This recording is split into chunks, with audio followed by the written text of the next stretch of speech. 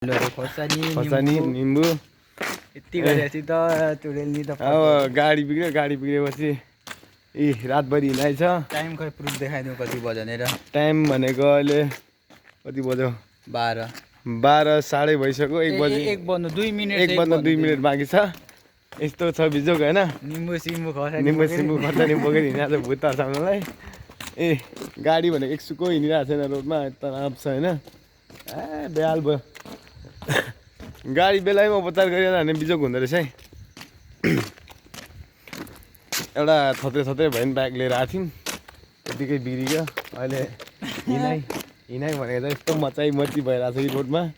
यस्तो रोडमा केटा हिँड्दैछ हिँडेर पुग्नुपर्ने पुगिन्छ होला हिँडेर। अब इटरीबाट अब 1 बजे धरानसम्मको यात्रा हो होइन। धरानसम्मको यात्रा हो हिँडेर पुग्नुपर्ने।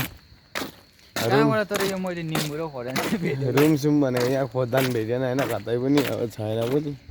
अहिले त हामी इटरीबाट हिँड्दै कहाँ आइपुगेछौँ भने मेरोमा त देखाएर चाहिँ नगर्नु। अहिले हामीले इटरीबाट हिँड्दै कहाँ आइपुगेछौँ भने यो हलगडा भन्ने छेउमा आइपुगेछौँ।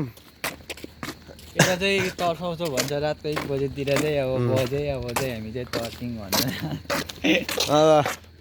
यस्तै अब रातभरि यसरी नै हिँड्नु परेको छ। गरिबपछि यस्तै हो। युट्युबमा सब्सक्राइब गरिदिनु, लाइक कमेन्ट त्यति हानिदिनु होला। ओके।